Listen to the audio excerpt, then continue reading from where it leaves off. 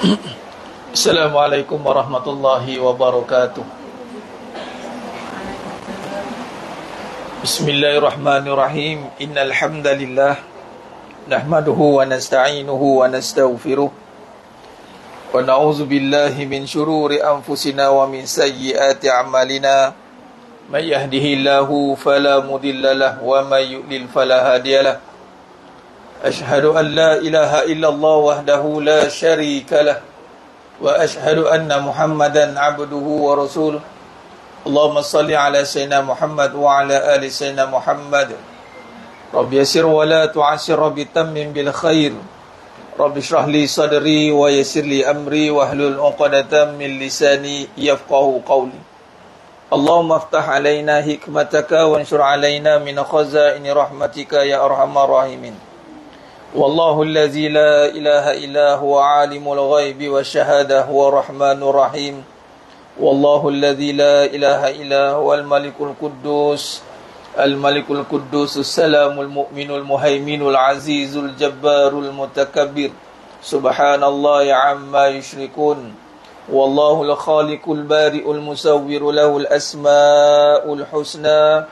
Yusabbihu lahu ma fis samawati wal ardi wa huwal azizul hakim.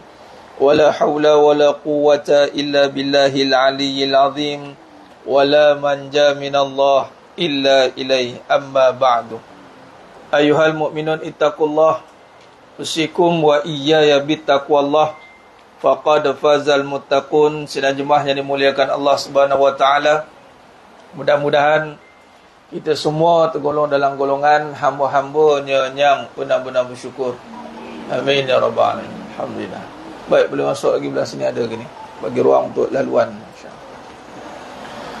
Alhamdulillah, syukur pada Allah Subhanahu wa taala, pada pagi yang penuh barakah ni Allah beri kita kekuatan, Allah beri kita ruang dan peluang, masa dan tenaga untuk kita berada dalam jalan menuntut ilmu, tariq, jalan ini menuntut ilmu, yang mana jalan menuntut ilmu ini adalah mujahadah yang besar, ya. Sepanjang kita keluar pada rumah tadi niat nak menuntut ilmu, sepanjang perjalanannya pahala jihad sehinggalah dia balik rumah. Jihad ni apa? Yang ini kalau kita lihat jihad bil qatal, yang ini jihad sebagai berperang. Qatal ni yang ini dengan membunuh tu, yang berlawan dengan musuh-musuh Islam, sebagaimana isu di Palestin sebagai contoh, di Gaza. Itu jihad. Sebagai itulah jihad pahalanya. Adapun jihad ini adalah jihadun nafs, yang ini melawan musuh yang dari dalam kita. Yang ni rasa berat, rasa malas dan rasa ambil sambil lewa tentang ilmu, namun kita berjaya atasinya dengan izin Allah Subhanahu wa taala, kerana jihad melawan hawa nafsu ni besar. Apatah lagi kita nak menundukkan nafsu kita ni untuk menjadi tenang, yang bermula dengan jiwa yang mutmainnah. Ianya tidak boleh dapat dengan sekadar duduk diam-diam. Dia tidak boleh dapat sekadar datang bergolek. Ia perlukan kepada satu usaha yang berterusan. Usaha yang mana tiada halangan yang boleh menghalangnya. Sebagai contoh, pengajian kita ini pada setiap Ahad kita usahakan insya-Allah untuk kita melazimi ni, mulazamah, agar ia menjadi sebati dan perjalanan kita, bahawasanya ada menjadi saksi dalam kehidupan kita ini, perjalanan untuk menuntut ilmu. Apatah lagi ilmu yang menjadi tuntutan dalam kedudukan keutamaan, iaitu ilmu tauhid.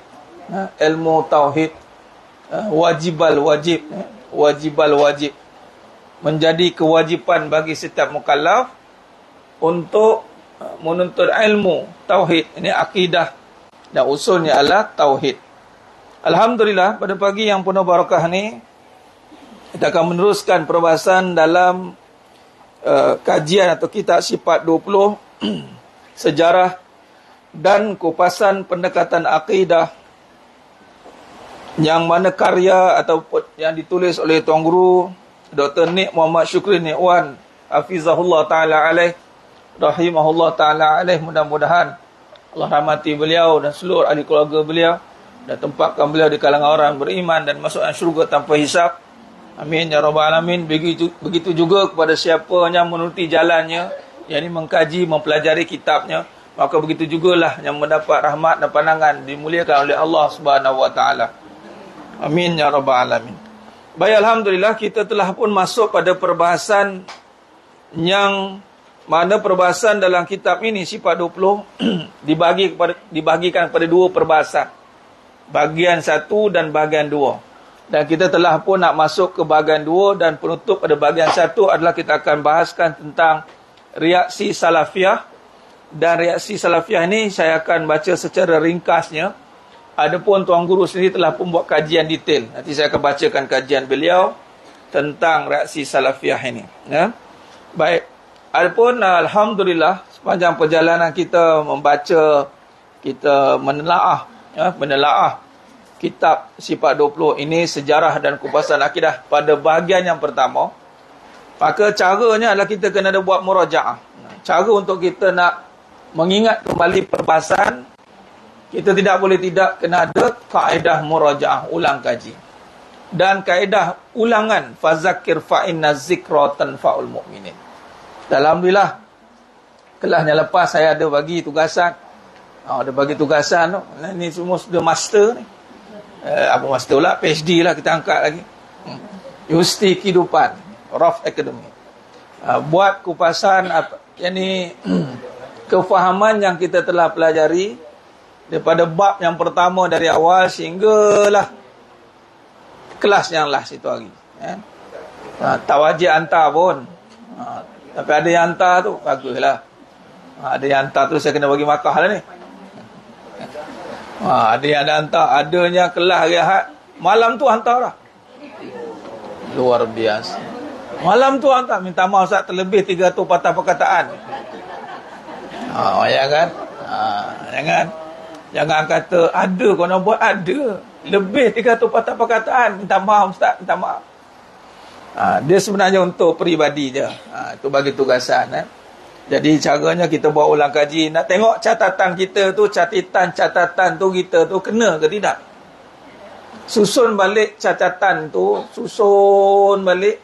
Kemudian kita cek balik. Tu penting dobit tu, hasyiah tu. Tu dobit tepi-tepi tu kan. Kitab ni ibarat ni matan lah ni. Yang ada di tangan kita ni matan. Matan daripada penulisan Dr. Nik Wawan Syukri. Doktor tulis, Tuan Guru tulis, dan saya syarahkan daripada matan beliau. Kemudian catik kat tepi itu, jadilah hasyiah ataupun catik di buku lain kan. Jadilah hasyiah tu. Jadi catatan atas syarahan. Catatan atas syarahan. Yang kena biasakan, kena biasakan perkataan syarah dan hasyiah. Sebab nanti dalam bahagian kedua kita akan bincangkan ada perbahasan yang bersandarkan kepada syarah matan Ummul Barahin. Syarah, ya ini daripada matan Ummul Barahin, ini asal tulisan Ummul Barahin tu. Yang pertama yang disyarah oleh penulis sendiri, pengarang sendiri, Al-Imam Sanusi. Jadi matan Al-Imam Sanusi, syarah Al-Imam Sanusi. Kemudian ada syarah daripada matan juga Al-Imam Al-Hududi. Ada sezaman dengan. Kemudian ada yang mensyarah, mencatat daripada syarah jadi hasyiah pula. Dengar daripada syarahan, kemudian buat catatan. Maka dia berkembang. Dia berkembang. Jadi catatan yang kita telah lakukan, dah buat itu, maka kita susun balik. Kita tengok daripada awalan, daripada permulaan perbahasan sehinggalah akhir perbahasan kita kelas yang lepas. Maka di situ kita akan nampaklah perjalanan pengajian, turutan dia. Nampaklah turutannya, dan kita bolehlah melihat kembali, mengenal pasti kembali bahagian-bahagian mana yang perlu kita perkukuhkan. Itu tujuan bila buat murajaah tu, jemaah sekalian. Dan Kaedah ini apa yang saya dapatlah daripada Tuan Guru sendiri apabila antara syarah pengajian yang beliau dalam karya akidah, disuruh untuk menulis kembali daripada awal perbahasan dalam perbahasan-perbahasan kitab yang terlibat, disusun, ditulis, dan sepanjang perjalanan pengajian itu. Kalau setahun tu tulislah. Itu yang saya kata 16 kertas kajang tu depan belakang tu. Tulis by hand. By hand. Sebab nak by hand? Sebab pertama kita nak menghayatinya. Kalau boleh type tak ada masalah. Tapi kalau by hand ni, kita menghayati penulisan kita sendiri. Kita tulis. Jangan kemajuan yang ada memadamkan nilai yang sepatutnya kita perhalusi. Boleh pergi depan sikit kot. Depan sikit. Anjak sikit apa depan sikit. Anjak sikit. InsyaAllah. Jadi insyaAllah jemaah yang muliakan Allah SWT, di FB ni ada keluar tak? Ada tak? Ada. Sebab saya punya tu tak ada orang. Ada. Buat apa? Ada orang masuk? Sebab ni saya tak ada orang. Okey, ada. Ingatkan tak jalan. Okey, baik. Baik, kalau kita tengok secara murajaah, murajaah balik, kita tengok perjalanan sikit, perjalanan daripada bab yang pertama sehinggalah yang pengakhiran ni dalam pecahan yang pertama kan. Yang pertama kita sedang membahaskan, kita telah pun membahaskan dan sedang membahaskan juga, yang ini masih belum masuk bab kedua ni, yang ini sejarah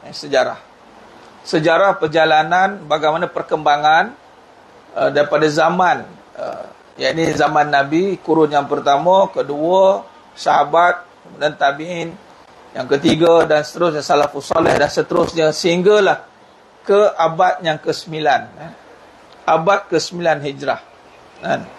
Jadi kalau kita lihat perjalanan ni merentas masa dalam abad ke-9 Hijrah itulah, maka wujudnya, timbulnya ataupun zahirnya perbahasan Ummul Barahin.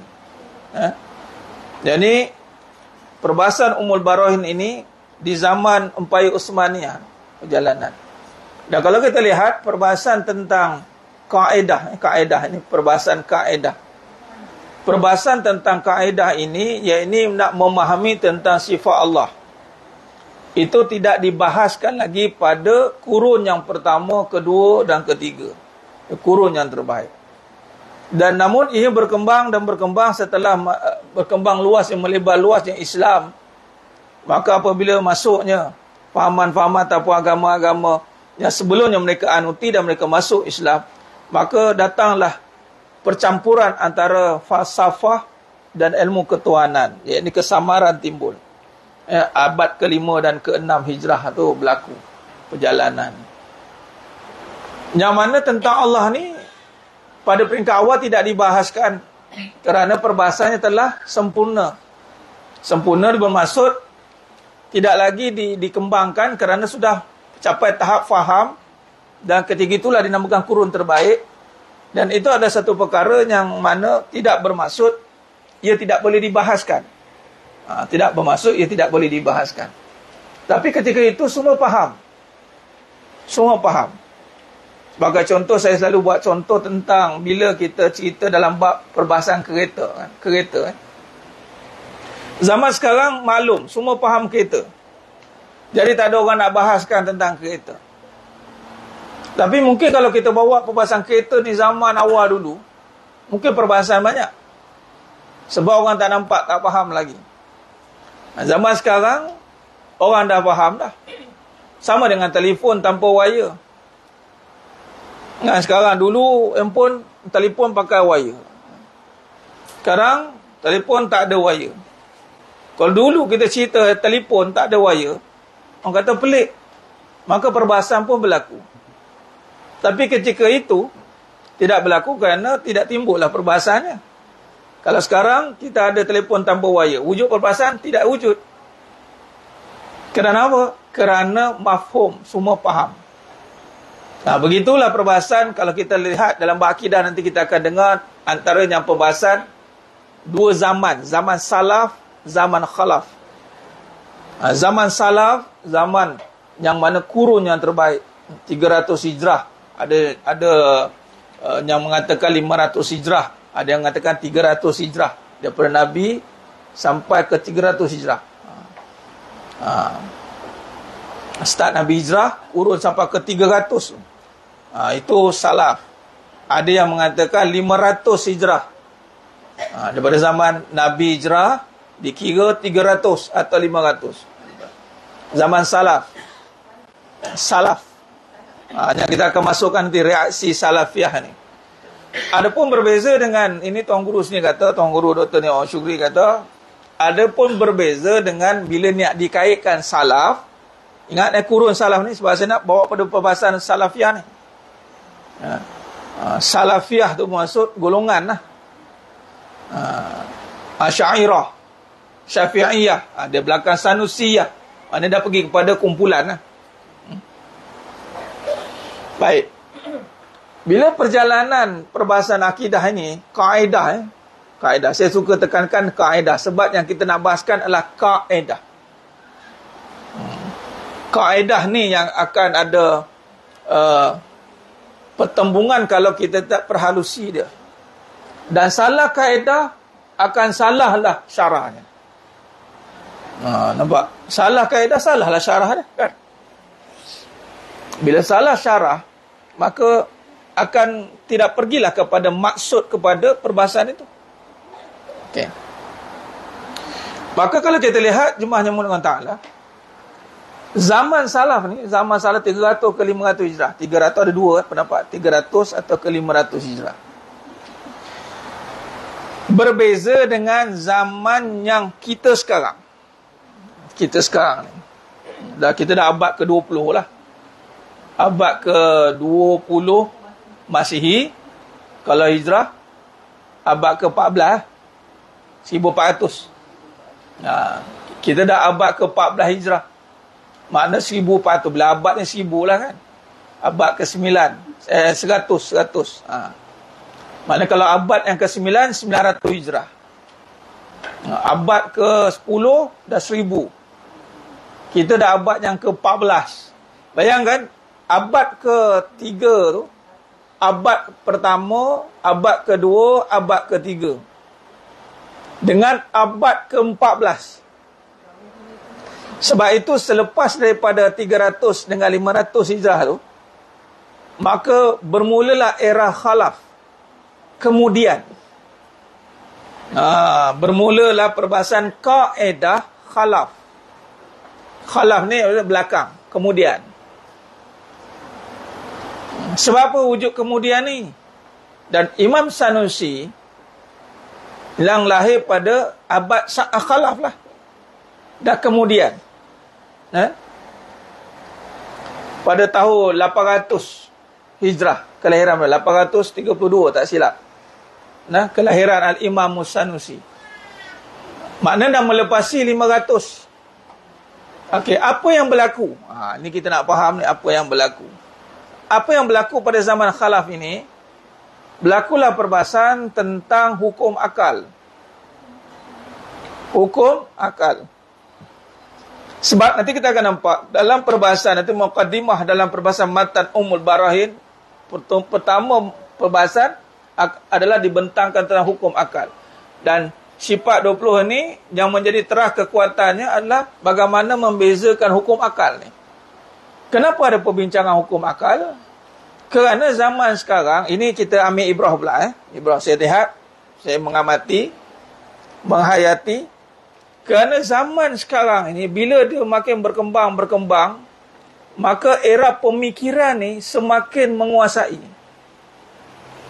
Dengan falsafah-falsafahnya, dengan teori-teorinya, dengan berbagai kaedah berfikirnya, dan pula satu keduanya, kalau kita lihat jemaah sekalian, berkembangnya ilmu-ilmu alat, ilmu fizik, sains, kimia, Baitul Hikmah, zaman Abbasiyah, dah start dah.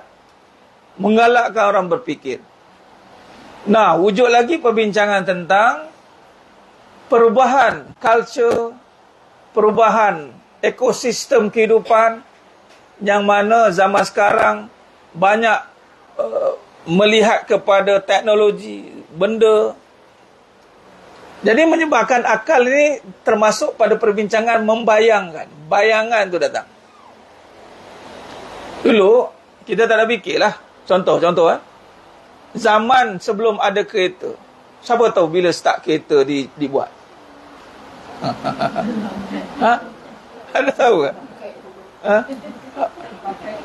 Pakai kan? Tak nak fikir tak? Okeylah, katalah kita duduk zaman yang tak pernah wujud kereta lagi. Ada nak mikir pasal kereta? Jadi bila tak mikir, tak ada timbul persoalan. Kita mengusut 110. Tapi saya belum masuk lagi ni. Saya bawa pada murojaah. Kita bincangkan balik. Kita masih dalam perbincangan. Jadi tak wujudlah perbahasan tentang kereta. Pada zaman tu tak ada kereta. Tak ada. Jadi ketika itu pengangkutan awamnya menggunakan air, darat, jalan kaki, air naik sampan. Jadi kalau sampai tu orang tak tanya naik apa, orang tak tanya, orang tahu dah. Mesti sama ada jalan kaki, atau dia naik sampan, atau kau terbang pun tak ada lagi. Tentu kan? Okey. Jadi bila era berkembang dan terus berkembang, maka pemikiran makin berkembang juga. Bila perkembangan dalam pemikiran, termasuklah dalam konteks membayangkan ni, bayangan ni. Sebab tu kenapa ada hukum akal ni, Ustaz? Patut tak payah fikirlah. Kan? Nanti kita bahas dalam ayat mutasyabihat, contoh kan. Ayat yang padanya ada beberapa makna. Kan? Patut tak payah fikirlah kan. Memanglah kalau kaedah salah tak fikirlah. Siapa tak fikir, memang tak wujud pemikiran itu dan tak diwujudkan, kerana pada itu tiada lagi perbahasan untuk berfikir ke arah itu. Maka jelas. Khalas. Tafwid panggil. Faham? Mafhum. Bila sampai ke zaman setelah 500 Hijrah ni, ke atas ni, falsafah bermasuk, pemikiran berkembang. Yang jadi masalah bila cerita bab Allah, bab Tuhan, mula ada perbincangan falsafah bercampur bab akidah. Macam mana nak tahu kita bercampur ke tidak? Agak-agak macam nak tahu bercampur falsafah atau akidah? Macam mana? Kaedahnya sekarang ni berlaku dalam perbahasan tentang Allah, tetapi yang membincangkan itu tentang perasaan manusia. Ini cerita tentang Allah ni. Contoh, Allah Maha Pengasih, Allah Maha Penyayang. Daripada yang sama, dia membawa falsafah kemanusiaan yang seakan diri dia itu, dia menyatakan tentang Allah. Ini kan orang, Allah tak larang kita bersedih, Allah tak larang kita gini. Kan? Ibu kena kuat sebagai contoh. Selain daripada Al-Quran, buku ini juga boleh jadi kekuatan. Jadi orang nak berpegang kepada Allah atau dengan perasaan jadi kalut.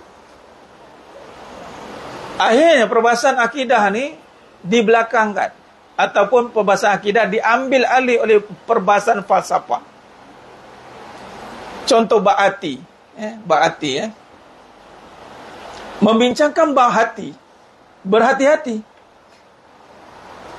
Membincangkan bab hati, kena berhati-hati. Kenapa kena berhati-hati? Nah, jangan sampai melibatkan perasaan dalam hati itu. Perasaan tak duduk dalam hati. Macam mana tak duduk dalam hati? Contoh, perbincangan bab hati, perbincangan tentang iman. Sebab tu cerita hati dan perasaan. Ini saya bagi bahasa mudah ni. Kalau bahasa takwil pada perbahasan, mungkin ada syarahnya lebih dengan makna, dengan ini. Jadi kita cuba bawa pada kehidupan yang kita uruf, biasa kita faham apa. Dan insya-Allah dengan perbahasan tu kita akan boleh bawa kepada perbahasan yang lebih luas. Contoh bab hati, dan kenapa ada hati dan perasaan? Sebab hati ni ada perbincangan yang sebenarnya membincangkan akidah, kepercayaan. Hati-hati kepercayaan yang bersandarkan perasaan. Hati-hati. Apatah lagi masuk bab takdir. Allah ikut kita. Allah ikut kita. Kalau kita sedih, Allah bagi sedih. Kalau kita gembira, Allah bagi gembira. Ada perbahasan tu kan? Allah takkan ubah nasib satu kaum, melainkan kaum itu mengubah nasib mereka sendiri. Walau di ayat Quran itu menceritakan tentang kekuasaan Allah yang tidak akan berubah, yang kekal, qadim. Kekal. Berubah tu kita yang berubah, sebab kita sifat baru. Berubah-ubah hati kita, berbolak-balik. Ya mukallibal qulub. Tapi perubahan hati kita bolak-balik ni, tanpa sedar kita pun faham Allah pun macam itu. Tu kata masuk falsafah tu. Ni Allah ni ikut aku ni. Allah ikut aku ni. Allah ni mesti Allah tahu ni. Mesti sifat Allah yang maha mengetahui, tapi tahu tu dia fahamkan kat dia. Tu masuk falsafah tu. Kalau tengok pada pendetilan banyak lagi lah perbahasan falsafah tu. Akhirnya manusia ini dia terkeliru dengan sifat ketuhanan dengan sifat kehambaan. Itu maksud dia. Akhirnya akan wujud perbahasan yang mengelirukan. Akhirnya tak wujudlah matlamat untuk yakin dan tenang tu tak ada. Hidup makin lama berada dalam kegelisahan. Sebab tu hati kena bawa balik ke perbincangan akidah. Kalau dia nak tetap, kalau hati dia buat pada perbincangan perasaan, dia bolak balik. Sebab tu ya mukallibal qulub sabit qalbi ala din. Nak hati nak tetap boleh, supaya dia dibincangkan pada din. Apa dia? Usuluddin. Balik pada sifat Allah. Wa ala ta'atik, ketaatan. Sebab tu jangan dimainkan perasaan sehingga hati berbolak-balik. Hati yang berbolak-balik ni apabila perasaan yang terkait. Itu kaedahnya. Jadi berbalik kepada tadi salaf tadi. Subhanallah. Saya tak pakai kot. Boleh dengar belakang? Kalau tak dengar tu dengar dengan hati lah, suara hati. Baik. Maka ada golongan, ada kumpulan yang nak berpegang kepada salaf, namun penterjemahannya tidak ke itu. Dia tidak kepada salaf yang autentik, yang sebenar. Ini 300 ke 500 Hijrah. Nanti kita akan nampak perbahasan ni. Wujudnya salaf dipanggil salafiyah, yang mana Tuan Guru kaitkan dengan keadaan sekarang. Dia pergi kepada perbahasan yang ekstrim, sehingga datang golongan yang mujassimah, yang ini menempatkan mujassim, jisim. Nanti kita akan faham tentang perbahasan jisim, jirim. Jisim dengan jirim ni, dan bentuk Arab, bentuk. Jisim ni berat, ada berat ni ada jisim lah. Jisim ni tak akan terbentuk kalau tiada jirim. Jirim tu apa? Molekul-molekul yang ada dalam ni. Kan? Bila jisim dan jirim ini bersatu, maka jadi apa? Arab, jadi bentuk fizikal. Okey. Golongan yang nak mengekalkan kaedah salaf, yang mana tidak mentakwil, bahasa tidak mentakwilkan, akhirnya nak mempertahankan itu jadi ekstrim, sehingga mengiyakan juga perbahasan dalam bentuk. Dia kata mujassimah tu. Ialah ke atas lah. Atas tu dia tetap kena menunjukkan. Jadi dia bila ada arah tu, betul lah. Zaman sekarang dah faham atas tu. Dan zaman sekarang berfikiran kita macam-macam bentuk lah kan. Akhirnya berlawanan dengan kaedah khalaf. Ini dia nak takwilkan. Ya, ini nak memberi maksud yang nak menjaga supaya atas kita ni tidak digambarkan tempat. Maka datanglah kaedah takwil. Patutnya datanglah kaedah akal yang dijernihkan dengan hukum wajib bagi akal. Datang.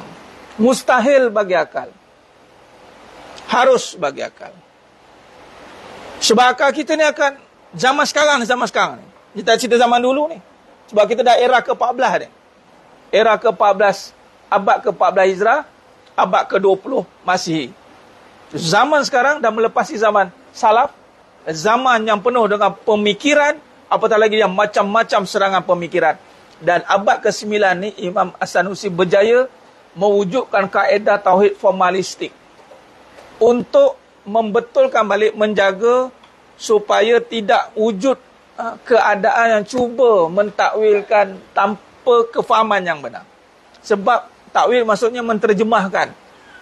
Kefahaman tentang Allah ini bila salah dia faham, dia akan bentukkan terus. Zaman sekarang. Sebab tu akhirnya digabungkan perbahasan akal dan nakal. Gabungan dua. Itulah yang juga diketuai dan diungguli dengan Imam Asy'ariyah Al-Maturidiyah. Itu abad kedua, ketiga Hijrah dulu. Zaman tu pun dah start, dah berlaku dah. Bilanya golongan Mu'tazilah. Start perbahasan Mu'tazilah. Mu'tazilah ni apa? Bahasa mudah, dia tak percaya Allah ada sifat.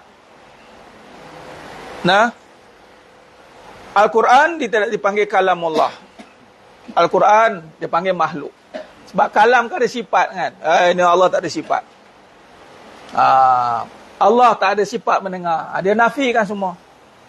Jadi waktu itu Asy'ariyah Maturidiyah dah start keluar bagi kaedah untuk membawa akal kembali kepada nakal.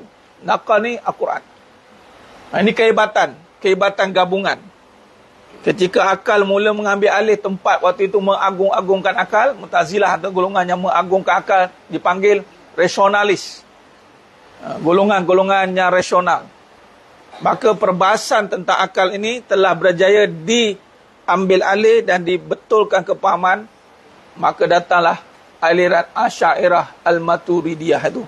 Dan Al-Imam As-Sanusi rahimahullah ta'ala alaih membawa perbahasan ini dengan lebih formalistik, dengan menyusun kepada sifat, kepada 20. Yang mana 20 itu tidak terikat pada 20. Sebahagian daripadanya. Kalau tengok nanti famimma, nanti kita jumpa perkataan sebahagian daripadanya. Tapi nak supaya sebab apa kena ada 20? Sebab kita sedang berusaha dengan akal kita sekarang ni. Akal ni dia akan pergi kepada figure kan.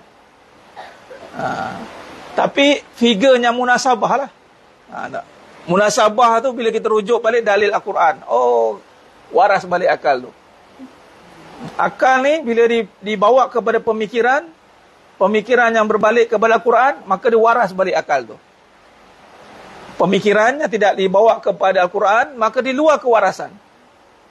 Bila di luar kewarasan, maka dia boleh berfikir ikut dan dia lah. Sebab tu ada wajib bagi akal tu. Apatah lagi pemikiran tentang Allah. Kan? Baik.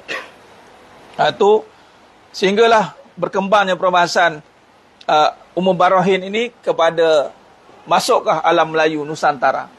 Kalau di Nusantara ni dipanggil sifat 20 dan usuluddin. Alam Melayu kita gunakan nama lain bagi Ummul Barahin, dia ada 8 nama kan. Antaranya adalah sifat 20 yang merujuk pada 20 sifat wajib bagi Allah. Dan juga perbahasan usuluddin. Itu datang terjemahan usuluddin itu. Di Nusantara dikenali dengan itu. Dan banyaklah kitab-kitab yang diterjemahkan. Yang nama antara Bidayatul Hidayah, itu kitab yang tertua lah. Yang mensyarahkan, yang mengambil esensi. Ingat perbahasan semua kaedah untuk membahaskan tauhid tentang Allah di alam ataupun di alaf zaman khalaf ini, yang mengungguli kaedah ni adalah kaedah Asy'ariyah Al-Maturidiyah sifat 20. Dan sebenarnya tak ada wujud perbezaan, tak ada wujud dua aliran sebenarnya. Sebab berbalik pada teks salaf wal khalaf. Dia patutnya zaman ni zaman khalaf dah. Bukan zaman salaf dah. Namun kaedah salaf itu kita ambil dengan nas. Khalaf, nas, khalaf, akli. Tapi akli yang bersandarkan nas. Nampak? Digabungkan. Bila digabungkan, maka amanlah akal kita ni. Sebab sekarang ni zaman banyak menggambarkan bayang-bayang ni. Zaman bayangan banyak sekarang ni. Kan? Semua benda nak dibayangkan. Dulu tu bayang-bayang. Lepas tu gila bayang. Bayangkan kita akan senang. Bayangkan. Dan lain sekali, tergabur-gabur dalam bayangan. Dia tak nak. Islam tidak duduk dengan bayangan. Sama. Angan-angan pun sama, bayang-bayang tu angan tu. Sebab tu Nabi larang untuk kita panjang angan-angan. Kita tak disuruh membayangkan. Islam, reality, real. Kita hadapi hidup yang sebenar. Baik. Jadi sebenarnya yang muliakan Allah Ta'ala, kalau kita lihat kemunculan dan penyebaran. Ini kita pergi pada reaksi Salafiyah ni. Bila sebut Salafiyah ni maknanya rujuk kepada current, bukannya yang 300 hijrah dulu ya. Bila Salafiyah ni, bila sebut perbahasan Salafiyah, maknanya satu golongan yang cuba untuk membawa kaedah salaf pada zaman khalaf. Akhirnya dia akan jadi ekstrim. Sebab apa? Sebab kaedah tak kena. Tak match. Okey. Maka kemunculan dan penyebaran penetapan sifat Allah dalam bidang pengajian usuluddin menimbulkan reaksi daripada kalangan para ulama salafiyah. Itu nama salafiyah tu. Kau ulama salaf. Dia kena beza. Disebut salafiyah tu merujuk pada satu golongan. Kalau salaf, Ahlussunnah wal Jamaah lah. Ahlussunnah wal Jamaah. Salaf tu imamnya Mu'tabar dulu. Yang hidup 300 hijrah, 500 hijrah. Itu salaf. Kalau wujud salafiyah, dia merujuk pada satu golongan. Yang ini apa? Golongan yang berusaha gigih dalam mengembalikan fahaman yang sedia ada dalam kalangan masyarakat Muslim kepada nas atau dalil Al-Quran dan hadis berpandukan ajaran salaf. Ni macam saya kata tadi. Ada satu golongan dia usaha gigih balik pada Al-Quran dan Sunnah. Al-Quran dan Sunnah. Betul dah bunyi dia tak? Betul dah, tak salah dah. Al-Quran dan Sunnah tu sumber hukum tu. Tapi ada isunya kaedah tu nanti. Kaedah dia berpandukan Quran Sunnah tu jadi isu. Apa isu dia? Kalau kita lihat, serta menghapuskan segala macam tambahan yang datang kemudian. Dia yang tambahan kemudian ni dia menjadikan ancaman. Dia nak hapuskan. Itu jadi masalah. Dalam nak membalikkan kepada faham Al-Quran dan hadis betul dah. Tapi perkembangan itu dia potong. Nanti wujudlah perbahasan reka-rekaan. Contoh kan. Tapi pada yang sama, nanti kita nampak mereka pun reka juga. Kita akan nampak ada rekaan wujud. Antaranya perbahasan, kalau kita simpulkan, Tauhid 3. Pernah dengar Tauhid 3? Pernah dengar tak Tauhid 3? Pernah belajar ni Tauhid 3 dulu.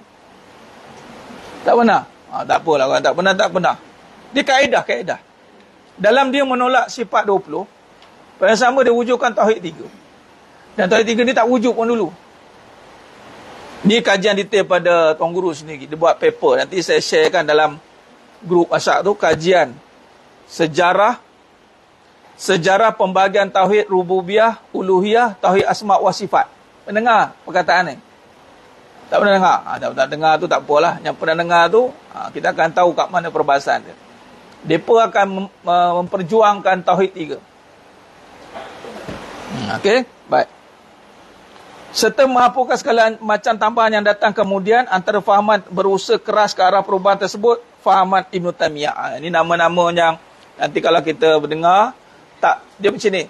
Dalam bab akidah ada fahaman Ibn Taymiyah ni yang akan menjurus pada perkara ini. Dia ni golongan yang merujuk pada Salafiyah, dia akan rujuk pada Ibn Taymiyah banyak. Tapi tak semua apa yang ada Ibn Taymiyah itu kita tolak. Kena faham. Kita tidak akan pergi kepada peribadi. Kita Asy'ariyah Maturidiyah ni tidak akan takfiri lah. Faqat kafar ke takfiri itu tidak. Kita akan keluar daripada perbahasan itu. Kita nak bahaskan kaedah saja.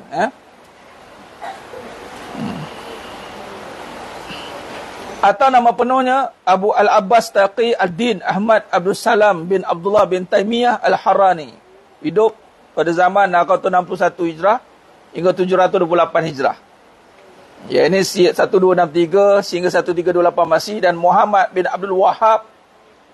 Inilah dikaitkan dengan pembahasan Wahabi. Orang kita tidak menggelarkan dia Wahabi. Kan kalau setengah-setengah orang tu menegur satu perkara, maka dia akan dicok Wahabi. Labeling kita tidak. Tapi ada ciri-ciri dia. Ciri-ciri Wahabi. Yang fahaman antara yang berusaha keras untuk memansuhkan ataupun menyucikan, ibaratnya begitulah. Kaedah Tauhid sebagai contoh ni, sifat 20 ni, benda ni sepatutnya dibentras macam itulah. Tak wujud perbahasan ini. Tapi kalau kita kaji dalam perbahasan, ianya ada susu galur dia. Kan? Ditambah pula kemunculan kerajaan. Ni Arab Saudi. Pada tahun 1351 Hijrah dan 1932 masih sudah mengubah arus pengajian Tauhid di rantau tersebut ke arah ajaran Ibn Taymiyah dan Muhammad bin Abdul Wahab. Bermaksud era ni, selepas kewujudan kerajaan Arab Saudi ni, menggunakan sepenuhnya pemikiran Ibn Taymiyah dan Abdul Wahab dalam Madrasah Al-Um Ad-Diniyah. Baik tadi. Yang wujud pada 1353, 1410 Hijrah, 1935, 1989 masih. Maknanya lepas tertubuhnya. Ini kita belajar sejarah sikit lah. Bagaimana kita nak faham aliran. Hati-hati kita nak faham aliran dan corak pemikiran dan pendekatan kepada kaedah. Kita tak nak label. Hati-hati. Kita tidak bukan labeling. Baik.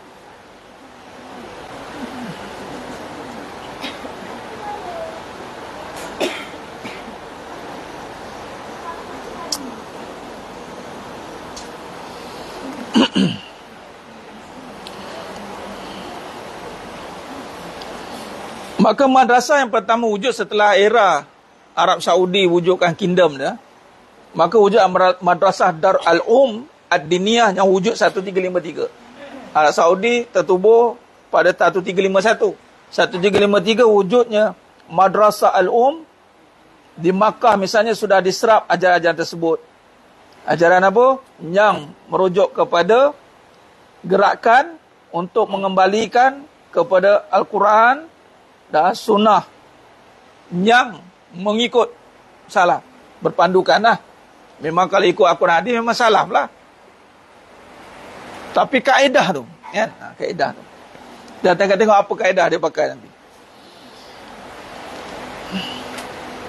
Antara Yasin Ahmad Barahmin di dalam Lamhat At-Tarikh Madrasah Dar Al-Um Ad-Diniyah bi Makkah Al-Mukarramah melaporkan bahawa Madrasah Dar Al-Um Ad-Diniyah sudah menetapkan Al-Aqidah Al-Wasatiyah karangan Ibn Taymiyah dan Kitab At-Tauhid Kasyaf Asy-Syubhat karangan Muhammad Abdul Wahab sebagai sukatan kurikulum yang wajib dipelajari. Wajib dipelajari. Maka setiap calon di madrasah tersebut, yakni siapa yang masuk Madrasah Al-Um ini, Ad-Diniyah wajib mempelajari sukatan yang berteraskan kepada kaedah Ibn Taymiyah dan Abdullah Al-Wahab. Abdul Al-Wahab itu. Ni. Di Saudi Arabia, idea Muhammad bin Abdul Wahab sudah menguasai kerajaan Saudi Arabia dan tokoh-tokoh yang berkuasa di negara itu fahaman salaf atau salafiyah yang kurang Wahabi sudah menjadi anutan rasmi kerajaan Saudi Arabia. Muhammad Razi Osman dan Okey Rahmat Gerakan Pembaruan Islam. Ini semua data, fakta ni. Kajian. Ini bukan satu benda yang kita bayang-bayangkan. Okey. Apa pendekatan Ibn Taymiyah yang digunakan?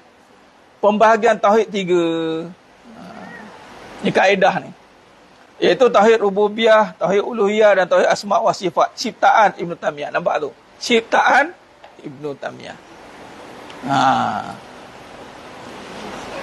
Dalam kaedah mereka nak menyucikan kepada salaf tadi, maka mereka pun mencipta juga kaedah.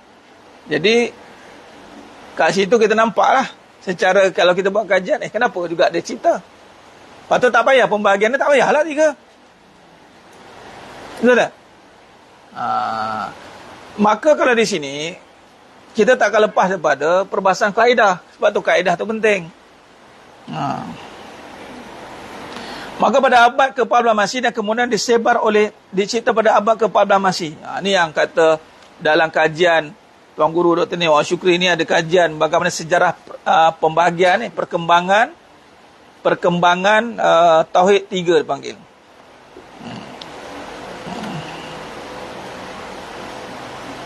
Ini detail lah. Ada kertas kajian daripada doktor sendiri sejarah perkembangan Tauhid 3. Ingat dalam alam Melayu nanti kita pergi sekejap, kita bawa kesimpulan awal. Kita akan jumpa dua kaedah ni ya. Faham? Yang masyhur kita pakai Asy'ariyah Maturidiyah ni kaedah sifat 20. Nanti ada satu golongan ini yang dinamakan Salafiyah ini. Golongannya akan berpegang pada Ibn Taymiyah. Yang mana Ibn Taymiyah ini tidak membawa sifat, dia bawa Tauhid 3. Bila perbahasan ni bertembung, dia akan pertembungan ni lah wujud. Dia tak ada kaedah lain, takkan jumpa kaedah lain. Melainkan kaedah Ayapin kerajaan langit. Itulah. Itu macam kaedah dia jumpa. Ayapin kerajaan langit, alam di sebalik mata. Apa Haji Kahar, Rasul Kak Kemensah. Ada jumpa? Mana tahu ni ada bekas-bekas pengikut dia ni. Dia nak sampai ke makam nak kenal Allah tu. Ada ni dia cerita saya terbaca dia punya pengakuan daripada pengikut dia. Ingatkan nak sampai ke makam fanak ni. Rupanya kena isap gam. Memanglah hai kawan tu. Pening kawan tu. Terabak. Memang naik ke langit. Isap gam. Ingat? Sebab tu dengan beliau mengaji Allah ni, dia tak akan pergi ke awang-awangan dia makin berpijak di bumi yang nyata. Kaki dia makin tetap, makin tegap. Wasabbit aqdamakum. Apa pun datang, aku tak tumbang kata. Tu betul. Orang yang berakidah yang benar tak tumbang dia. Sebab apa? Sebab Allah mantapkan pendirian dia. Wasabbit aqdamakum. Dan dia tidak akan jadi orang yang konfrans. Dia tak akan jadi orang yang menentang. Dia tak akan jadi penentang. Tetapi dia akan jadi orang yang defender. Dia akan menjadi orang yang mempertahankan. Sebab akidah, tuntutan dia adalah mempertahankan. Jadi nak mempertahankan, kena ada satu kuda-kuda yang kuat. Dengan serangan. Dan kita tidak menyerang. Islam tidak menyerang. Ingat, Islam tidak menyerang. Islam diserang. Bila diserang, kita kena ada benteng yang kuat. Sebab contoh iblis, kalau ikut sejarah iblis kan, kita tak serang iblis. Mana iblis? Mana iblis? Kita tak cari. Mereka ada sekarang ni lah, geng-geng cari hantu. Tap-tap guys, tap-tap. Hantu cakap, aku tak sedang duduk, aku dia buat ni. Lepas tu tak share dengan aku lah tu, dapat. Lagi cari ni hantu. Ya Allah, pening hantu dia buat ni. Tak ada, kita tak cari. Kita tak cari. Datang je. Ada yang dari lumut. Ada dari lumut tak? Belum sampai lagi. Tak ada. Ada. Boleh apa lagi? Sebab ada jemaah kita dari lumut. Itu datangan dengan niat dia menyerang. Kalau sihir datang, saka datang, santau datang, tu ya. Dia datang nak mempertahankan dengan akidah. Okey, baik. Maka itu antara ciri-ciri ni sambil tu kita cerita ciri tu. Kadang bila kita tahu kita ni di bahagian yang mana, maka kalau kita jadi orang yang konfront, orang yang menentang, sebagai contoh golongan Khawarij, dia jadi orang yang agresif. Nak tengok orang ni, dia kalau jalan yang benar, dia tidak akan jadi agresif. Dia tidak akan jadi agresif. Kalau dia agresif, mana dia bukan di jalan yang benar. Sebab tu orang yang di jalan yang benar, dia jadi orang yang tetap.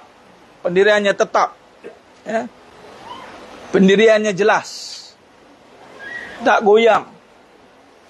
Itu sepatutnya berlaku. Baik. Perbahagian Tauhid 3 yang Tauhid Rububiyah, Uluhiyah, Asma wa Sifat ciptaan Ibn Taimiyah pada abad ke-14 Masih dan kemudian disebar oleh Muhammad bin Abdul Wahab dan para pengikutnya seperti Abdul Rahman bin Nasir As-Sa'di, Muhammad bin Saleh Utsaimin, Saleh bin Fawaz bin Abdullah Al-Fauzan, Saleh bin Fauzan bin Abdullah Al-Fauzan, Abdul Razak bin Abdul Muhsin Al-Badar dan lain-lain sudah berkembang subur di kerajaan Arab Saudi. Misi kembali kepada Nas atau dalil dalam Quran dan hadis sudah berjaya dipasarkan secara kecil-kecilan dalam arena Islam. Pembahagian Tauhid kepada Tauhid Rububiyah, Tauhid Uluhiyah, Tauhid Asma wa Sifat turut dikembangkan ke negara-negara lain. Di Mesir contohnya, Muhammad Rashid Ridha,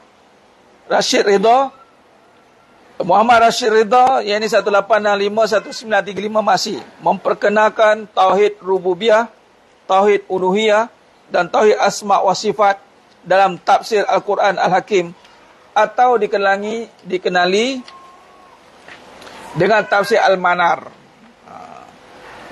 Susunan beliau berdasarkan kuliah gurunya iaitu Muhammad Abduh 1849-1905 Masih yang merupakan ahli majlis pengusaha Universiti Al-Azhar dan mufti kerajaan Mesir. Hanya kaedah ini, iaitu Tauhid 3 ni telah mula berkembang lah. Hari ini reaksi Salafiyah kita bincang ni. Ya. Maka pada tahun 1978 Masih, pensyarah Universiti Jordan kelahiran Palestin, Muhammad Nu'min Yassin lahir 1943 Masih, mendapat pendidikan di Universiti Damsyik, Universiti Kahirah dan juga Universiti Al-Azhar, turut memuatkan pembahagian Tauhid tersebut di dalam penulisan beliau yang bertajuk Al-Iman, Arkanuhu, Haqiqatuhu wa Nawaqiduhu. Di universiti negara-negara inilah ramai penuntut alam Melayu datang belajar. Sudah datang orang Melayu, datang belajar.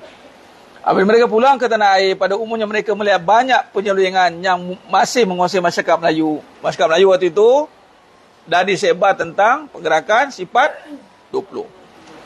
Mereka yang aliran Salafiyah ni yang belajar tentang kaedah Ibn Taimiyah, Abdul Wahab, maka bila balik dia tengok penyelewengan masih menguasai masyarakat Melayu. Walau bagaimanapun mereka tidak merombak perkara yang dianggap salah itu secara drastik, namun dalam bidang akidah Islamiah, sebahagian daripada mereka mula berusaha memperkenalkan Tauhid 3 sebagai pendekatan baru dalam bidang akidah Islam. Ini pernah kita jumpa dalam buku pendidikan ni. Islam tak silap saya. Tauhid 3 ni. Sekarang dah tak ada dah. Dah dibubarkan. Tanpa sedar dia masuk. Baik. Penulisan Muhammad Nu'aim Yassin Al-Iman Al-Qarnuhu wa Haqiqatuhu wa Nawaqiduhu, cetakan yang ke-6 mula diterjemahkan dalam bahasa Indonesia oleh Abu Fahmi dengan tajuk yang menguatkan yang membatalkan iman. Kajian rinci 2 kalimah syahadah disunting Juhariyah Muhammad dan diterbitkan oleh Gema Ihsan Press. Ini penerbitan lah.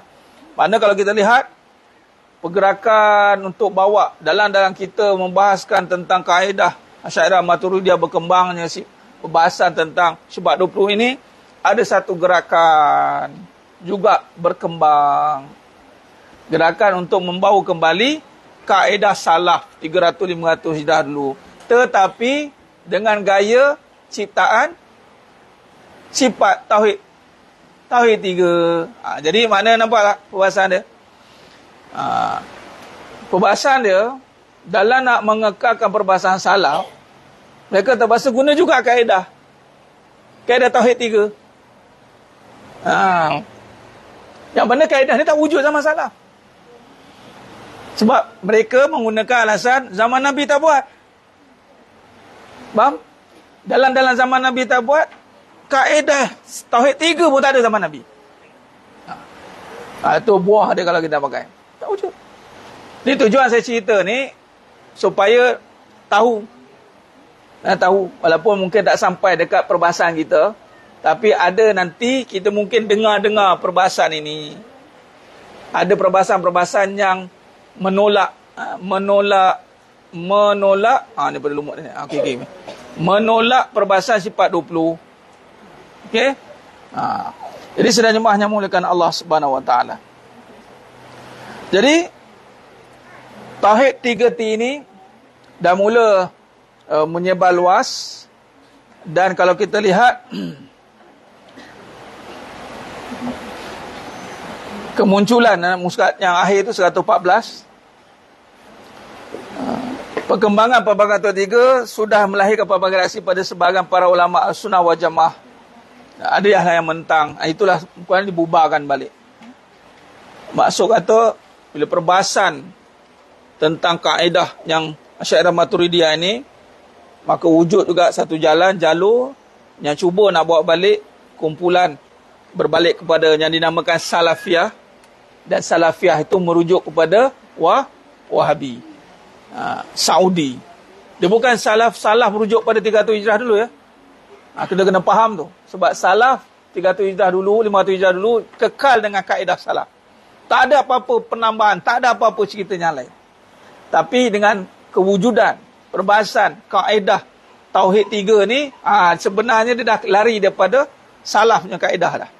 Patutnya kan? Jadi di situ kita akan nampak juga perbahasan, perkembangan tu, reaksi tu, wujud. Boleh? Jelas? Ada pertanyaan? Tak ada? Okey, jemaah sekalian. Oh iya. Tu tulis sejarah. Ya betul lah tu. Kita, kelebihan kita mengaji ni, apa kelebihan kita? Kita belajar sejarah. Sejarah akidah pula. Bukan sejarah tanah air saja. Oh. Balik tanya anak-anak, melopong anak-anak tak ikut. Ikut baru tahu. Bagus. Dalam perbahasan ni, ya. adakah kita boleh katakan di atas pemahaman tidak Tauhid 3 mereka sesat? Okey, bagus. Adakah kita nak mengatakan tauhid 3 ni sesat? Okey. Kaedah Asy'ariyah Al-Maturidiyah, Al-Imam Asy'ari dan Al-Maturidi, maksud Maturidi tidak akan meletakkan sesat dan mengkafirkan. Nanti tidak. Malah kalau silap bulan, mereka pula mengatakan kita sesat. Kita dia baca orang yang hadis. Pemahaman dia akan dia. Ya. Tapi saya rasa adakah pemahaman dia tu tidak mantap. Itu kata tadi, kaedah itu apabila ada unsur-unsur penafian. Penafian pada kaedah yang kita sedang bincangkan ini, maka wujudlah kaedah yang menentang. Tapi kalau dia nak bawa, sebab tu Imam Asy'ari dia tidak meletakkan takfiri. Tinggal lagi apabila kaedah pada 3 tadi kemudian membawa kepada menyifatkan Allah, menempatkan Allah sehingga menjadi mujassimah, menyamakan dengan makhluk, maka dia boleh jatuh akidah dia. Itu baru boleh jatuh. Namun kita nak terus mengatakan Ibn Taymiyah sesat, tidak. Sebab kita tidak akan bawa kepada perbahasan mentakfirkan, mengkafirkan atau menyesatkan. Dan ini bahagian yang akan bawa perkara ini adalah bahagian autoriti. Autoriti yang mempunyai kapasiti untuk melihat perbahasan yang dibawa oleh golongan Salafiyah ini, yakni Wahabi, dan golongan yang sesat. Dan kalau kita katakan terus pada sesat dengan kaedah Asy'ariyah Al-Maturidiyah ni, boleh. Sebab apa boleh? Sebab kita tidak menempatkan Allah. Wujud bila bil makan, bagi contoh kan. Maka mereka menempatkan bersalahan dengan jumhur. Walhal yang mereka nak bawa itu sebenarnya berbuat balik kepada salaf. Jadi berbalik kepada almarhum tadi, mungkin pegangan dia tulen, gitu, wallahu alam. Tapi kaedah terjemahan pula salah daripada pewaris-pewarisnya, wallahu alam. Jadi tujuan kita nak tahu reaksi ini supaya kita ambil tahu dan kita tidak terjebak ke arah itulah, tu je lah. Namun kita nak menentukan keadaan dia, wallahu alam. Kita tak akan masuk kepada adakah mereka menyimpang, wallahu alam. Ni wujud pada zaman abad pertama, kedua, ketiga tu Mu'tazilah tu golongan-golongan yang mana zaman Abu Hanifah yang saya simpulkan tadi tentang perbahasan yang keluar daripada meletakkan Allah tak ada sifat. Ni apa pun kalau kita lihat pada perbahasan kitab-kitab muktabar akidah, tetap tidak meletakkan mereka ni takfir tak ada. Tetap tidak meletakkan faqat kafar, maka kufurlah, kafir ada, tidak. Tapi dalam kitab Ibn Taymiyah ada. Ini yang dibaca oleh Tuan Guru sendiri. Faqat kafar. Kalau tak ikut dia, kafir. Kafar, contoh. Ya? Jatuh hukum. Kita, bila ada Ajah tanya di Mu'tazilah ni, yang besar pada Mu'tazilah ni, dia tidak menerima sifat Allah. Al-Quran bukan kalamullah. Itu perbahasan yang wujud pada abad kedua, ketiga Hijrah tu. Sebab tu wujud perbahasan ni. Nah. Okey. Dia tak ada dulu dan sekarang. Dia Wahabi ni sekarang. Dia tak ada Wahabi dulu. Kalau tengok start bila, jangan tengok nama ni. Muhammad bin Abdul Wahab 1115. Kan? Start tu lah perbahasan Wahabiyah tu. Okey, masuk Ajah ni, apa beza dulu? Bukan Wahabi dulu. Apa yang mereka nak buat seperti salaf. Mereka nak ikut seperti salaf. Yang saya bincangkan tadi. Salaf yang tidak mentakwilkan kaedah antara besar perbincangan salaf wal khalaf ni, dia akan pergi pada ayat mutasyabihat. Ayat Al-Quran yang ada dua maksud, tiga maksud. Summastawa 'alal arsy, contoh. Summastawa 'alal arsy. Allah tentang kemudian bersemayam di atas arasy. Okey, kaedah salaf dia tak takwil, tafwid terus. Maklum. Sebab apa? Sebab tak fikir apa dah. Tapi kita nak bawa kaedah tu kat sekarang. Kita sedang berfikir ni. Atas mana? Contoh. Jadi bila ada golongan cuba berfikir, datang kaedah khalaf, takwilkan supaya jangan berfikir. Datanglah maksud keagungan. Tinggi itu bermaksud keagungan. Apatah lagi belajar dengan hukum wajib bagi akal. Jangan memikirkan tentang Allah ni. Yang bersalahan dengan sifat wajib bagi Allah tu. Akal kita pun waras balik. Dia tak ada dulu. Wahabi dulu, Wahabi sekarang. Tak ada.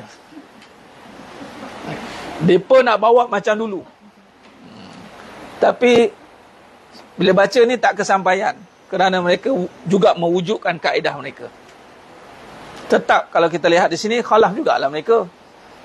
Cuma nak bawa kepada kesucian. Baik.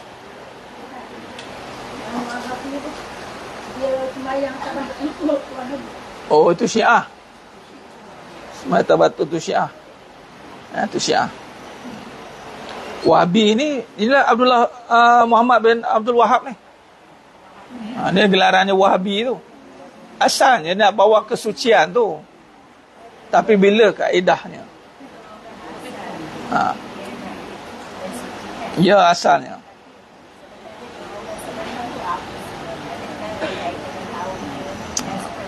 Dia kalau sebenarnya, kata Tuan Guru sendiri, mereka tak sesuai dengan kaedah kita lah. Tu je lah. Tak kena lah. Dengan kaedah sifat 20 ni, mereka tak sesuai. Jadi mereka buat kaedah mereka. Tu sebenarnya. Mereka tak sesuai dengan kaedah kita. Macam mana? Tak suka. Ya, dia kaedah itulah. Yes. Dan wujudkan kaedah dia yang merujuk pada dia lah.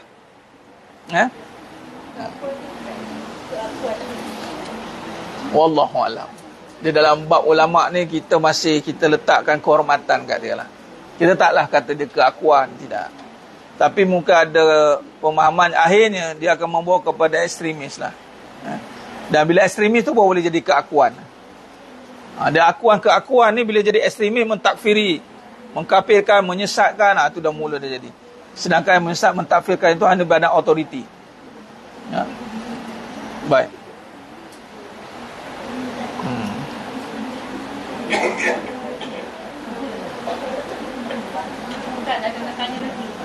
Ya. Apa dia?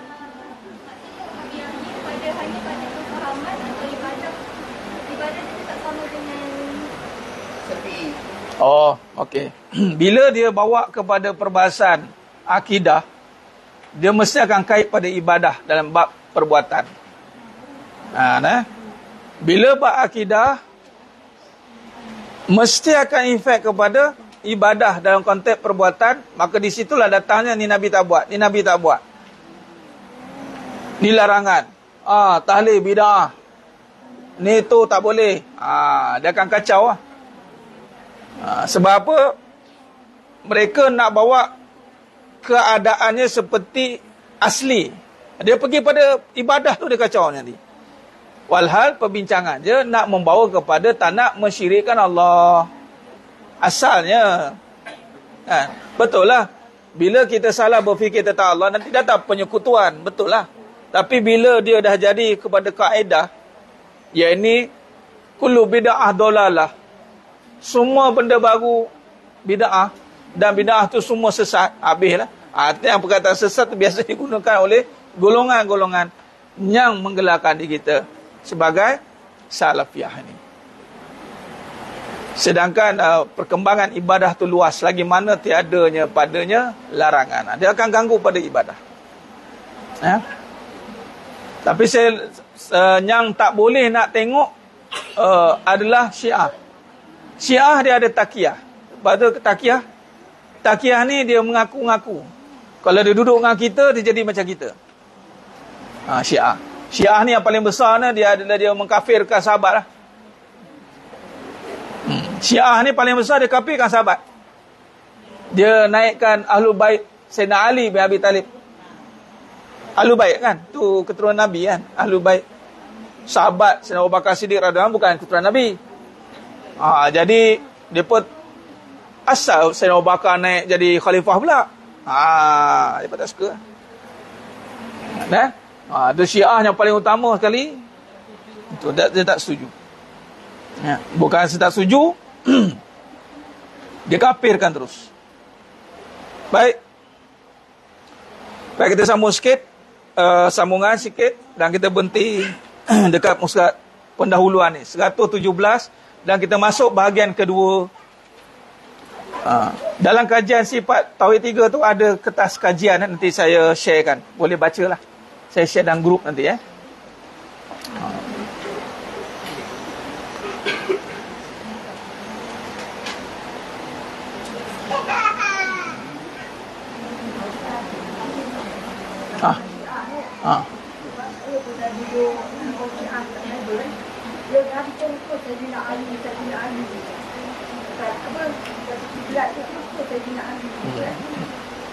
Dia letakkan setaraf. Memang itu imam dia. Dia mengagung-agungkan. Sebab dia selepas Nabi Sayyidina Ali. Dia macam gitu. Dia tak terima tu. Ada Ali, Sayyidina Ali ya.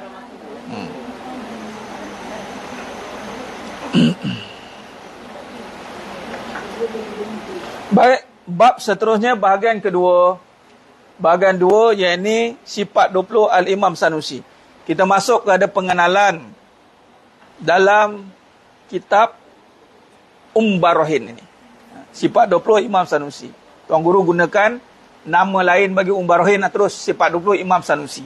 Adapun Barahin. Barahin. Imam Al-Sanusi adalah seorang ulama Arab Utara Afrika yang memiliki berbagai karya dan bidang yang berlainan seperti yang dinyatakan dalam bahagian pertama buku ini. Jadi sedia maklum Al-Imam Sanusi ini bukan satu bidang, dia menguasai pelbagai bidang. Balaghahnya, fiqhnya, dengan ilmu alatnya, astronominya, fiziksnya. Jadi mencakupi banyak ilmu. Okay. Ajaran penulisan Imam As-Sanusi yang popular di dalam alam Melayu adalah ajaran ilmu tauhid bahagian sifat Allah SWT. Yang paling popular ajaran yang dipakai dalam alam Melayu tentang tauhid adalah sifat 20. Dan kita berbesar hati bersyukur kerana Allah pilih kita untuk belajar sejarah dia. Macam ajarkan tadi. Bila tahu sejarah, kita makin menghayati. Kita dah belajar sifat 20, dah tahu dah. Dengan Rehan lah kan kita belajar tak? Bukan? Dengan Rehan nyanyi. Jadi, nyanyi dia kita tahu dah. Tapi rupanya ada sejarah. Dan alhamdulillah kita didatangkan oleh seorang guru yang mengkaji tentang sejarah sifat 20. Seorang guru Dr. Nik Muhammad Syukri Nikwan. Beliau mengkaji, mengkhususkan perbahasan sifat 20. Kerana apa? Kerana sifat 20 ni yang uruf di Nusantara, alam Nusantara dan kaedah tauhid.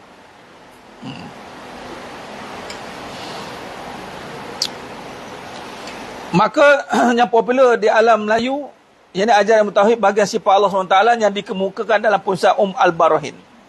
Maka bahagian ini bertujuan menjelaskan isi kandungan berkenaan ajaran penulisan tersebut dalam ilmu tauhid, khususnya bahagian yang berkaitan dengan sifat Allah SWT atau lebih dikenali dengan sebagai sifat 20.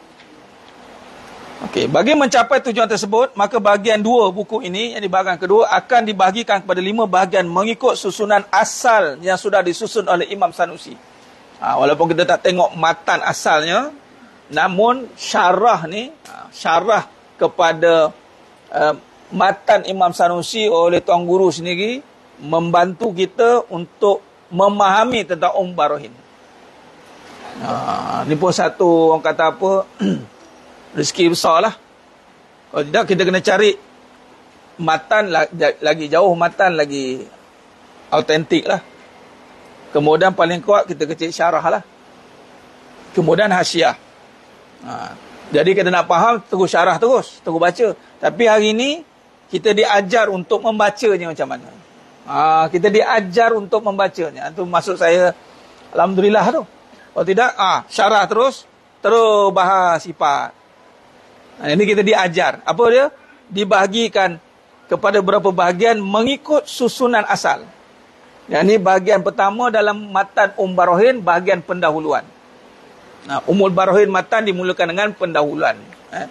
Kemudian bahagian seterusnya, bahagian yang wajib bagi zat Allah Subhanahu Wa Taala. Kemudian bahagian yang ketiga dalam Barahin, bahagian yang mustahil bagi zat Allah Subhanahu Wa Taala.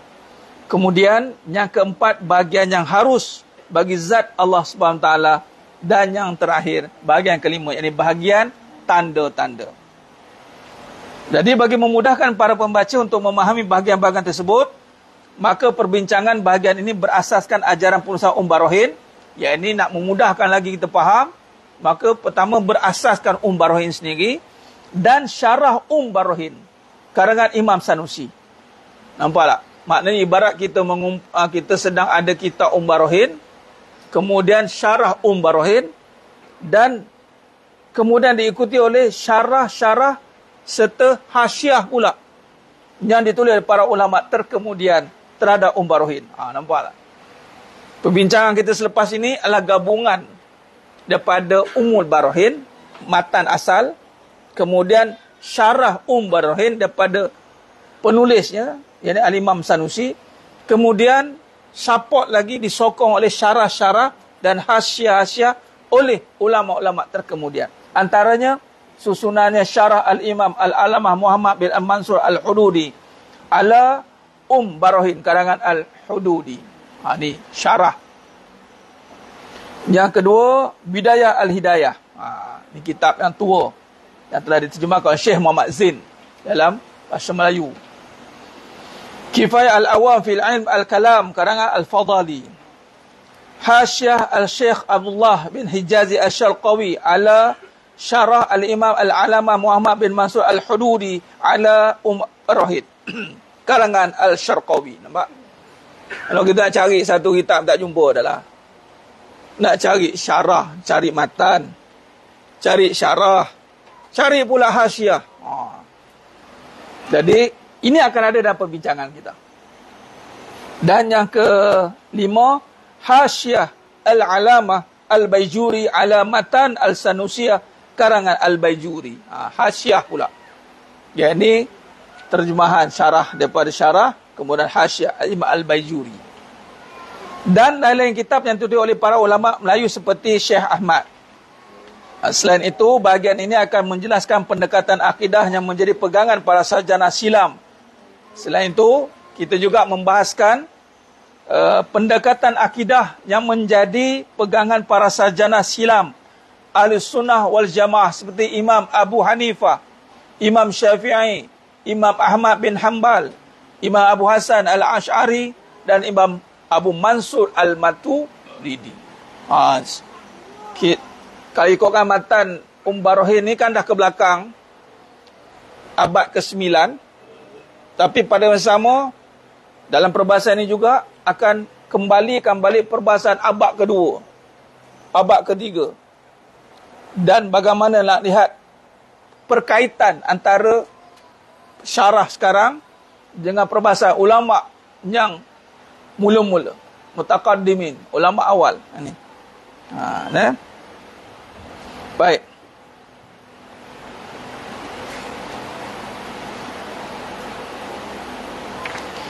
Dan bahagian pendahuluan kita masuk sikit. Bahagian pendahuluan. Ini bahagian pertama adalah Barohin. Di bahagian pendahuluan matan Al-Barohin, Imam As-Sanusi memulakan dengan basmalah, diikuti dengan hamdalah dan selawat. Mana-mana kitab para ulama memulakan dengan kalimah basmalah, hamdalah dan salawat. Ini adalah pembuka kalam bicara. Seterusnya beliau membahagikan hukum berasaskan akal fikiran. Nampak? Lepas ni bahagian pendahuluan dah cerita dah bab akal. Apa dia? Terbagi pada 3 bahagian, iaitu wajib, mustahil dan harus. Jadi ada 3 pecahan akal yang dibincangkan dalam bab pendahuluan Barohin. Dan beliau mendefinisikan wajib sebagai suatu perkara yang tidak boleh dibayangkan, diterima oleh akal, akan ketiadaan seperti ruang bagi jirim. Tak boleh nak bayang. Wajib. Sifat wajib. Nanti kita akan belajar wajib bagi Allah. Wajib bagi akal tak boleh bayang. Tak ada ruang pun. Kalau bayang tu ada ruang kan? Tak terbayang, tak ada ruang. Besar mana? Besar mana? Tak terbayang. Tu wajib. Bila sebut besar, wajib bagi akal, besar tu sendiri, tak ada jirim. Tak ada ruang ni, tak ada fit. Saya tahu tak, kalau ada tu adalah ada gap 1 inci tu ada, kita boleh. Tapi kalau dia memenuhi tu, jawab macam mana? Tu katanya yang tidak boleh dibayangkan, ketiadaan seperti ruang bagi jirim. Molekul-molekul tu tak boleh nak masuk, tak ada. Itu wajib bagi akal. Manakala mustahil pula sebagai suatu perkara tidak boleh dibayangkan, diterima oleh akal, akan kewujudannya seperti jirim bebas bergerak dan berdiam. Mustahil. Mustahil jirim itu dari bebas dan bergerak. Maksudnya jirim tadi molekul. Okey. Habis bateri.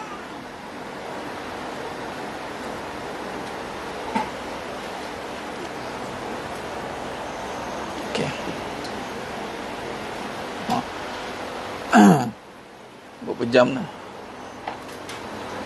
Sikit.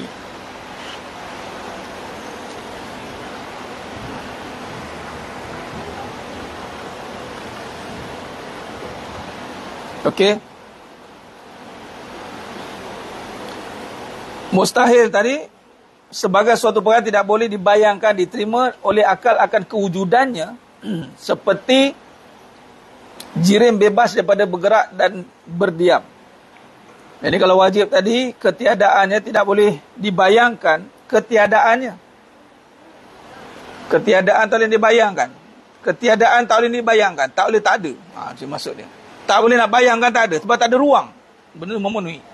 Kalau mustahil, tidak boleh dibayangkan akan kewujudannya Yang ini suatu perkara tidak boleh dibayangkan oleh akal kakunya seperti jirim bebas bergerak dan berdiam. Jadi jirim, molekul bebas bergerak dan diam. Tak boleh nak dibayangkan juga tentang kebebasan dia bergerak tu macam mana. Mustahil. Tadi kewujudannya, ni pergerakannya mustahil. Dan harus sebagai suatu perkara yang boleh diterima akal akan keberadaan dan ketiadaan seperti jirim bergerak atau diam. Contoh, wajib lawannya mustahil. Mustahil Allah tiada. Mustahil. Wajib bagi Allah itu itu kata sifat nafsiah tu wajib. Nanti kita akan syarah detail. Dia pergi kepada perbahasan yang akal kita mula dipegang oleh kaedah ni. Okey. Selanjutnya beliau mewajibkan, ini dipecahkan perbahagian tu. Selanjutnya beliau mewajibkan setiap individu yang sudah berstatus mukallaf, iaitu yang boleh membezakan baik buruk mukallaf, dan yang ditaklifkan, yang mencapai tahap kewajipan untuk mengetahui sifat-sifat yang wajib, yang ditaklifkan, yang mendapat kewajipan akil baliknya, maka wajib. Sebab apa nak wajib ni? Kerana dia menyusun balik akal tadi. Kalau tak belajar sifat hukum akal ni, dia berterkabur nanti. Yang mana harus, yang mana wajib, yang mana mustahil. Ulama dah susun cantik dah sebenarnya. Nanti kita akan nampak, bila syarahkan nanti kita akan nampak pembahasan dia. Mustahil dan harus pada akal bagi Allah SWT serta bukti-buktinya sebagai fardu ain yang sudah ditetapkan oleh syarak. Okey.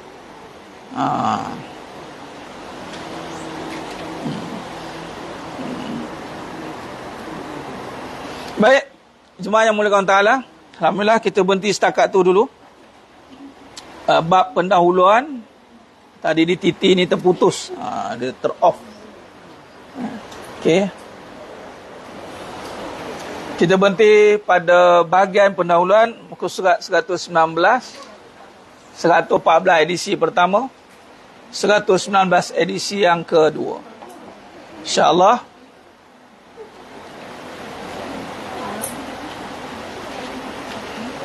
jadi senang jemaah yang mulia Allah Ta'ala, insyaAllah kita teruskan dengan madhir munajat umat, insyaAllah. Bismillah. Alhamdulillah.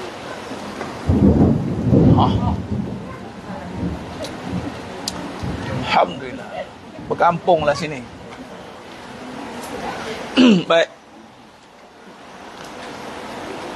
أستغفر الله العظيم الذي لا إله إلا هو الحي القيوم وأتوب إليه أستغفر الله العظيم الذي لا إله إلا هو الحي القيوم وأتوب إليه أستغفر الله العظيم الذي لا إله إلا هو الحي القيوم وأتوب إليه بسم الله الرحمن الرحيم الحمد لله رب العالمين الرحمن الرحيم ملك يوم الدين إياك نعبد وإياك نستعين اهدنا الصراط المستقيم صراط الذين أنعمت عليهم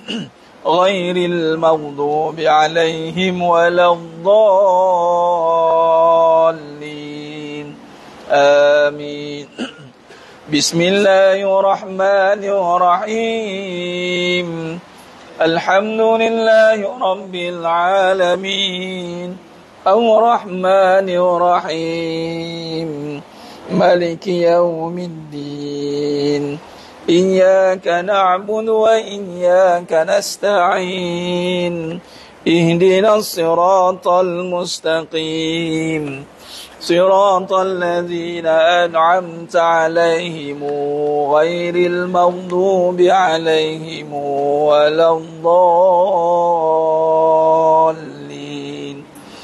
آمين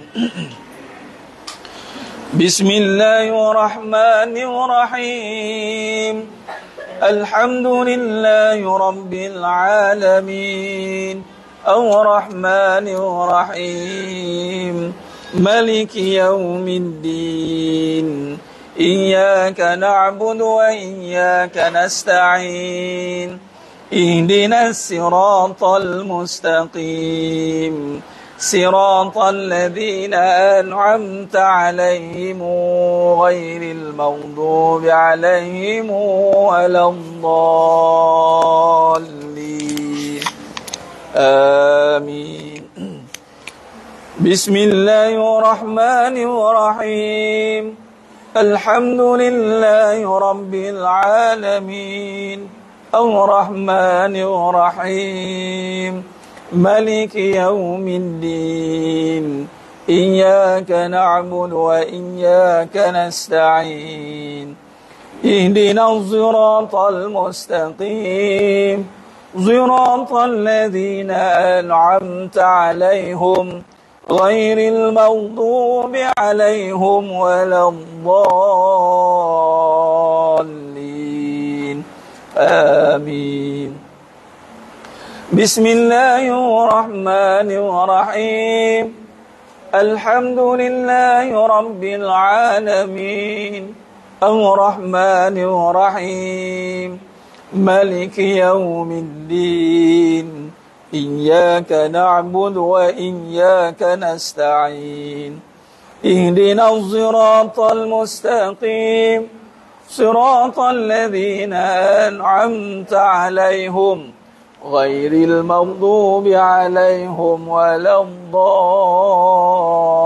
الضالين آمين بسم الله الرحمن الرحيم الحمد لله رب العالمين الرحمن الرحيم مالك يوم الدين إياك نعبد وإياك نستعين اهدنا الصراط المستقيم صراط الذين أنعمت عليهم غير المغضوب عليهم ولا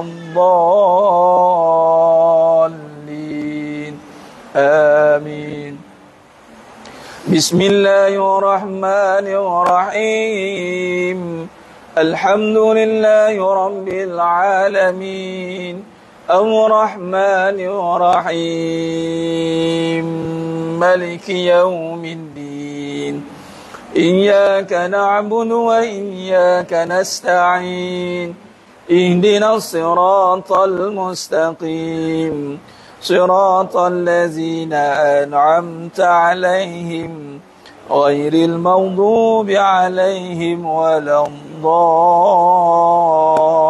الضالين آمين بسم الله الرحمن الرحيم الحمد لله رب العالمين الرحمن الرحيم ملك يوم الدين إياك نعبد وإياك نستعين اهدنا الصراط المستقيم صراط الذين أنعمت عليهم غير المغضوب عليهم ولا الضالين آمين بسم الله الرحمن الرحيم الحمد لله رب العالمين الرحمن الرحيم ملك يوم الدين إياك نعبد وإياك نستعين اهدنا الصراط المستقيم صراط الذين أنعمت عليهم غير المغضوب عليهم ولا الضالين آمين اللهم بالحق الفاتحة وبحق الذي جاء بالفاتحة وبحقك من أنزلت عليه الفاتحة نسألك أن يا الله في كل حاجة يا رب khususan negara Malaysia ya Allah, jauhkan berbalak bencana malapetaka, banjir besar, kemarau berpanjangan, kesusahan, kepayahan. Khususan pada negara Palestin ya Allah, bebaskan bercengkaman penjajah Zionis, kekuatan pada para mujahidin fi kulli makan wa fi kulli zaman ya Rabb. Khususan kepada semua junjungan Islam, negara-negara Islam seluruh dunia ya Allah, berikan kekuatan kepada kami ya Rabb. Nas'aluka an ya Allah fi kulli hajat ya Rabb, khususan semua jemaah yang hadir pada hari ini dan menonton pada hari ini ya Allah. Kabulkan segala hajat kami ya Rabb, dunia akhirat, permudahkan segala urusan kami dunia akhirat ya Allah. Yang sakit kau sembuhkan, yang sempit kau lapangkan ya Allah, yang susah permudahkan ya Rabb. Limpah ruahkan rezeki kami tanpa hisab ya Allah.